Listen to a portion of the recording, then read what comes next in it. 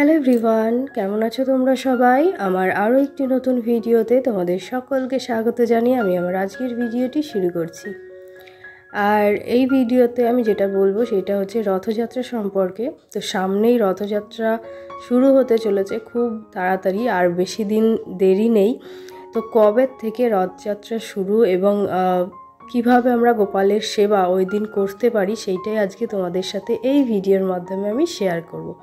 তো ভিডিওটি প্রথম থেকে শেষ পর্যন্ত সম্পূর্ণ দেখো, আশা করছি তোমাদের ভালো লাগবে। আর যদি ভিডিওটি ভালো লেগে থাকে তাহলে অবশ্যই কমেন্টের মাধ্যমে তোমাদের মতামতটা আমাকে জানিও। আর ভিডিওটি যদি ভালো লাগে তো একটা লাইকও করে দিও। তোমাদের একটা লাইক কিন্তু আমাকে নতুন নতুন ভিডিও বানাতে সাহায্য করে।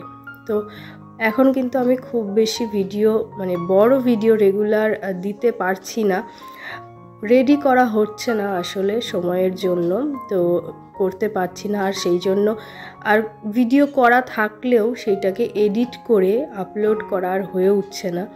অনেক সময় এটা হচ্ছে যে এডিট করে ভিডিও রেখে দিয়েছি কিন্তু আপলোড করা হয়নি, বা ভিডিওর সমস্ত কাজ করে রেখেছি কিন্তু এডিট করা হয়নি।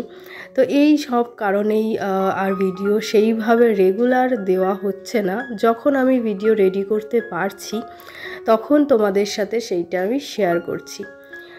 তো যাই হোক, মাঝখানে একদিন আমি লাইভ করেছিলাম, তো লাইভে এসেছিলাম অনেক দিন বাদে, যদিও সেইটা তোমাদের আমার জানানো হয়নি।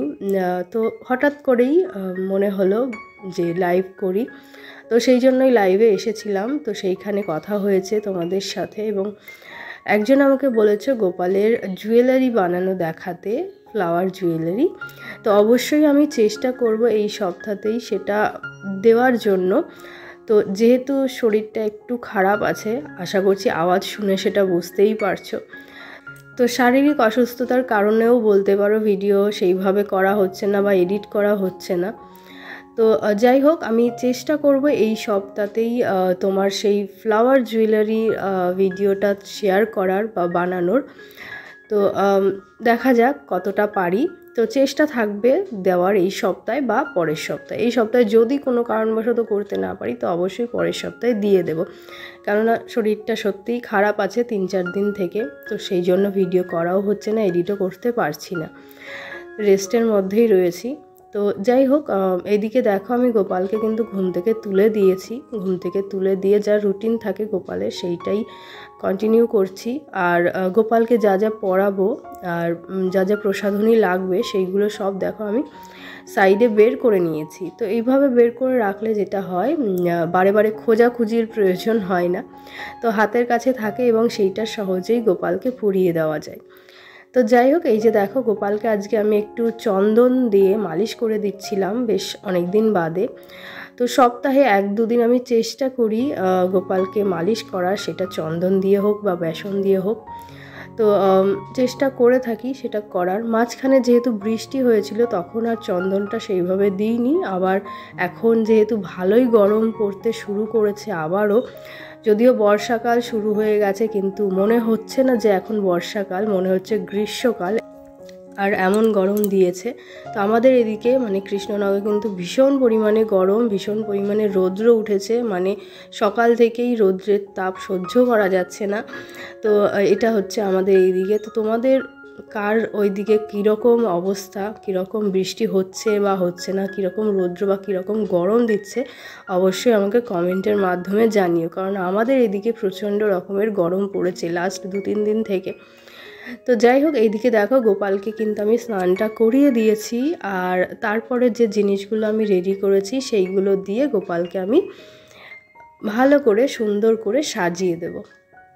আর গোপালের সাজগোজটাই আজকে শেয়ার করব, পুজোটা আর শেয়ার করছি না, তাহলে ভিডিওটা অনেক বেশি বড় হয়ে যেত, এবং আগেও বহুবার করেছি, সেই জন্য আর পুজোটা আজকে শেয়ার করব না। আজকে শুধুমাত্র গোপালের সাজগোজটা তোমরা দেখো, এবং যে টপিক নিয়ে বা যে বিষয় নিয়ে আজকের ভিডিওটা বানাচ্ছি শুরুতেই যেটা বললাম সেটা হচ্ছে রথযাত্রা কবে থেকে শুরু হচ্ছে এবং কিভাবে আমরা গোপালের সেবা ওই দিন করব।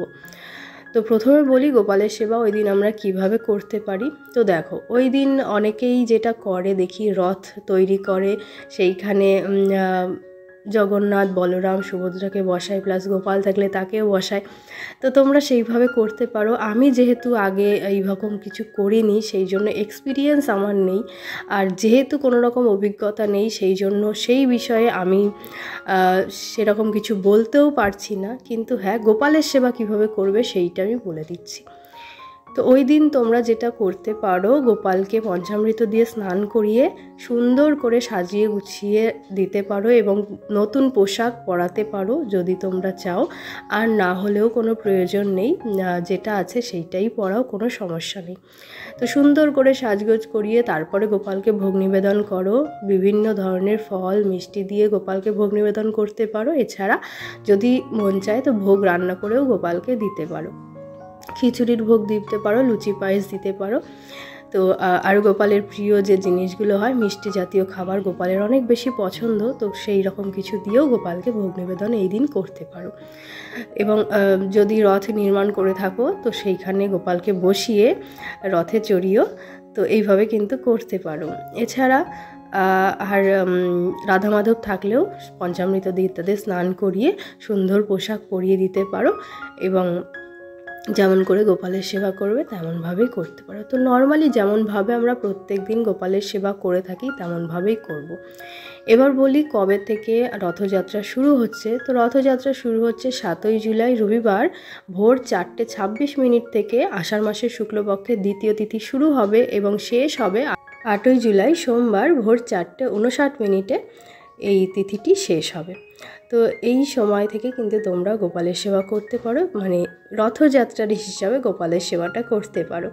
তো যাই হোক, এই ছিল আমার আজকের ভিডিওটি ভালো লাগলে একটা লাইক করে দিও। সবাই খুব ভালো থেকো, সুস্থ থেকো, দেখা হবে নতুন আরও একটা ভিডিওতে খুব তাড়াতাড়ি। ততক্ষণের জন্য tata, bye bye, Radhe Radhe.